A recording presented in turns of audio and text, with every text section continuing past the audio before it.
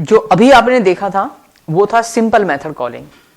अब एक स्टेप आगे बढ़ते हैं। अब हम ये देखेंगे कि मेथड के अंदर अगर हमें वैल्यूज पास करनी हो तो वो किस तरीके से करेंगे। और ये बताने से पहले एक क्वेश्चन आपके लिए, देखते हैं कि आप इसका क्वेश्चन का आंसर दे पाते हैं या नहीं दे पाते। क्वेश्चन है कि मेरे पास एक क्लास है, क्लास एक्स। यहां पर मेरे पास एक method public static void main round bracket के अंदर string square bracket args round bracket close p के नीचे करली ब्रेसेस स्टार्ट।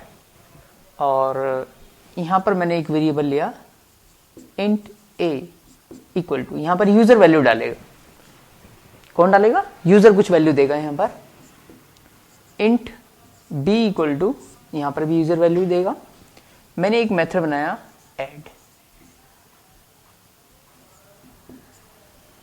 और यहां पर main method close, class close यहां पे हो रही है। यहां पर मैंने मेथड बनाया पब्लिक स्टैटिक वॉइड ऐड। यही वाला मेथड यहां पर डिफाइन कर रहा हूं मैं। यहां पे लिखा मैंने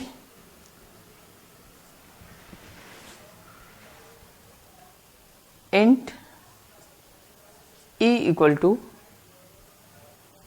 a plus b SOP E।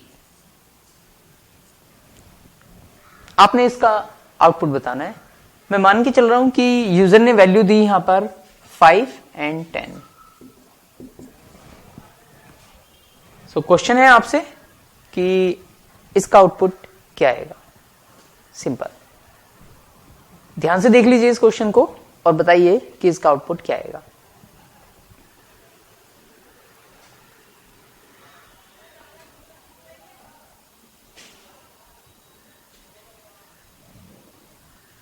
क्या बताया आपने? अच्छा 15। अगर आपका आंसर 15 है तो मैं बता दूं ये रॉन्ग आंसर है, क्योंकि अभी कंपाइलर एरर देगा ये। तो ये है कंपाइलेशन एरर। क्यों है? क्योंकि a और b का स्कोप बस इस ब्रैकेट से इस ब्रैकेट तक होगा, क्योंकि ये लोकल वेरिएबल है और लोकल वेरिएबल का स्कोप सिर्फ उस ब्रैकेट से उस ब्रैकेट तक होता है जिसके बीच में इन्हें डिफाइन किया गया होता है। तो a और b हमें यहां पर इस ब्रैकेट से बाहर नहीं मिल पाएंगे। तो यहां पर एरर देगा ये variable a and b not found, right. तो फिर इसके लिए करना क्या पड़ेगा? इसके लिए हमें यह करना पड़ेगा कि जब मेथड कॉल हो रही है हमें a और b को यहां से भेजना पड़ेगा। तो भेजने के लिए हमें क्या करना है? मैंने लिख दिया यहां पर a, b। तो क्या जब मैं a और b मैंने यहां पर लिख दिया तो अब क्या a और b यहां पर चले जाएंगे? नहीं, a और b इससे बाहर जा ही नहीं सकते। तो अभी भी a और b यहां पर नहीं जाएंगे, बल्कि जब हम लिखते हैं इस तरीके से तो a और b की सिर्फ वैल्यू जाएगी, यानी 5 और 10। a और b खुद नहीं जाएंगे। तो होगा क्या? जब मेथड कॉल होगा, ये लाइन एग्जीक्यूट हुई, ये एग्जीक्यूट हुई, और कंट्रोल जैसे यहां पे शिफ्ट होगा तो यहां से a और b की वैल्यूज चली जाएंगी। a की वैल्यू कितनी? 5 और b की कितनी? 10। दो वैल्यूज यहां पर आई। जब वैल्यूज यहां पर आई तो हमें कोई कंटेनर चाहिए जिसमें हम उसे रखेंगे वैल्यूज को, यस और नो? तो वो कंटेनर किस टाइप का होना चाहिए? जिस टाइप की वैल्यू है। वैल्यू किस टाइप की है? इंटीजर टाइप की। तो कंटेनर किस टाइप का होगा? इंटीजर टाइप का। और कितने कितने वेरिएबल लेने पड़ेंगे हमें? क्योंकि दो वैल्यूज है तो दो ही वेरिएबल हमें यहां पर लेने पड़ेंगे। यहां पर मैंने उनका नाम रख दिया int c and int d।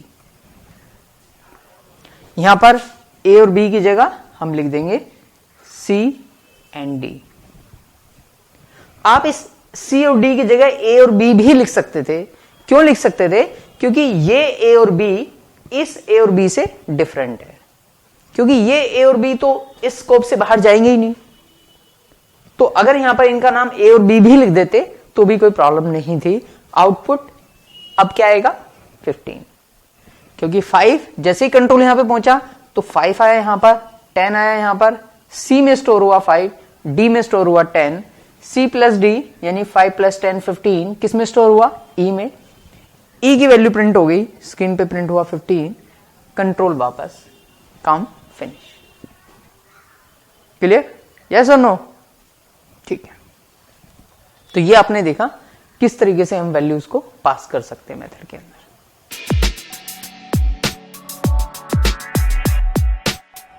चलिए इसे एक बार मेमोरी पर्सपेक्टिव से भी अंडरस्टैंड करते हैं कि मेमोरी में क्या होगा जब ये मेथड, ये प्रोग्राम एग्जीक्यूट होगा।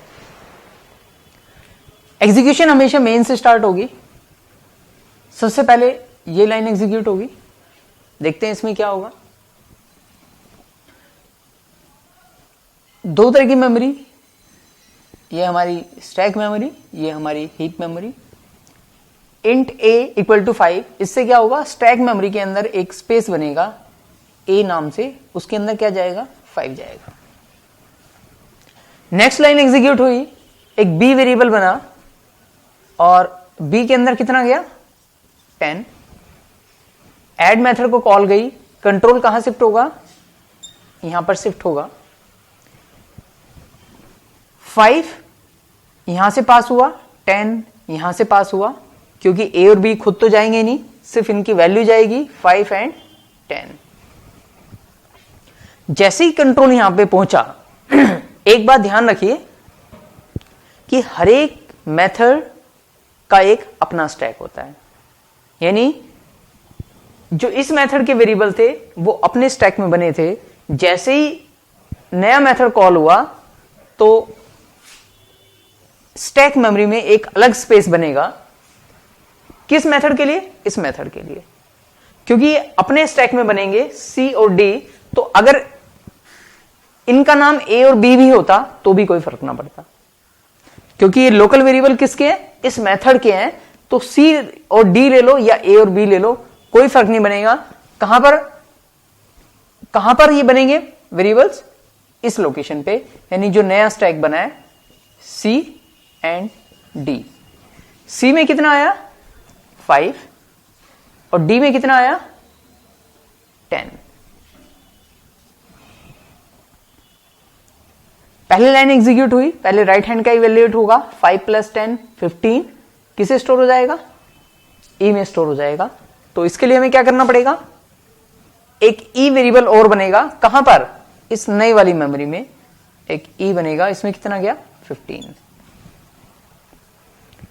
SOP E की वैल्यू कितनी 15 प्रिंट हो गई। कंट्रोल यहां से वापस इसी लाइन पर, जैसे ही कंट्रोल यहां से वापस जाएगा, यहां से भी कंट्रोल अपने स्टैक में मूव कर जाएगा, और जैसे ही अपने स्टैक में जाएगा ये मेमोरी से डिस्ट्रॉय हो जाता है। कंट्रोल वापस यहां पर है, A और B की वैल्यू यूज करोगे तो ये A और B की यूज कर सकते हो। ये A और B यहां पर अवेलेबल नहीं हो पाते, अगर उनका नाम A और B भी होता। अब यहां पर कुछ कोड होता तो वो एग्जीक्यूट होता, और नहीं है तो मेथड फिनिश। जैसे ही मेथड फिनिश होगा ये स्टैक मेमोरी भी फिनिश, और ये वेरिएबल्स भी मेमोरी से डिस्ट्रॉय हो जाएंगे, राइट। तो ये मेमोरी पर्सपेक्टिव से एक बार मैंने बताया कि जैसे ही मेथड कॉल होता है तो उस मेथड का अपना एक स्टैक होता है, उसके जो वेरिएबल्स हैं वो उस स्टैक में बनेंगे, और जैसे ही कंट्रोल वापस जाएगा ये मेमोरी से डिस्ट्रॉय हो जाते हैं। ध्यान रहे कि स्टैक नया बनता है हर मेथड के लिए, बट हीप मेमोरी नई नहीं बनती, वो कॉमन ही रहती है सबके लिए, राइट। चलिए अभी के लिए बस इतना ही, फिर आगे देखते हैं। कुछ चीजों का आपने ध्यान रखना है, जैसे कि जब वैल्यू पास करते हैं, यहां से जब वेरिएबल पास करते हैं तो यहां पर लिखना नहीं होता इंट, क्योंकि ये ऑलरेडी डिफाइन हो चुका है कि a इंटीजर टाइप का है, तो यहां पर सिर्फ वेरिएबल के नाम लिखेंगे, आप टाइप यहां पर नहीं देंगे। जहां पर ये वैल्यू स्टोर होगी वहां पर आपने टाइप देना होता है। तो ये कॉमन मिस्टेक है जो बिगिनर्स करते हैं स्टार्टिंग में, तो इसलिए मैं आपको ये बता रहा हूं कि यहां पर आपने डाटा टाइप नहीं लिखना। ये भी हो सकता है कि आप A और B ना लिख करके डायरेक्ट वैल्यू पास कर दें 5, 10, ये भी परफेक्ट है। 5 और 10 भी पास कर सकते हैं, लेकिन यहां पर आपको वेरिएबल ही देने पड़ेंगे, राइट। यहां पर 5, 10 नहीं लिख सकते, यहां पर वेरिएबल चाहिए जिसके अंदर जाकर के वो वैल्यूज स्टोर होगी। और इसका टाइप सेम होना चाहिए। जितने नंबर ऑफ पैरामीटर यहां पे पास कर रहे हैं उतने ही नंबर ऑफ पैरामीटर्स यहां पर चाहिए, राइट।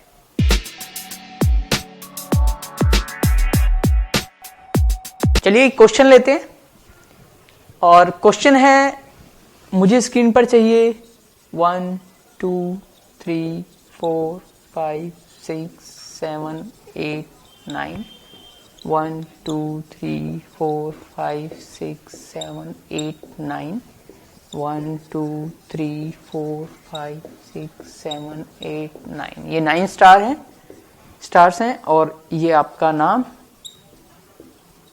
और 1 2 3 4 1 2 3 4 ऊपर 9 स्टार्स हैं और 3 रो हैं। यहां पर 4 स्टार्स हैं एंड 2 रोज हैं। ये मुझे मेथड के थ्रू प्रिंट कराना है।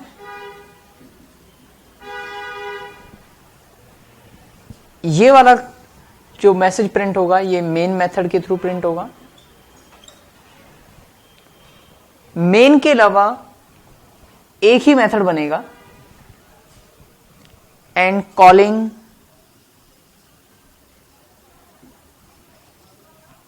Exactly 2 times. कॉलिंग 2 टाइम्स रहेगी, जो मैंने अभी बताया। फिर से रिपीट कर देता हूं मैं कि ये 9 स्टार्स हैं, 3 रोज हैं, नीचे 4 स्टार्स हैं और 2 रोज हैं। ये मेथड के थ्रू प्रिंट होगा। मैसेज योर नेम, जो आपका नाम प्रिंट होना है, वो मेन के थ्रू प्रिंट होगा।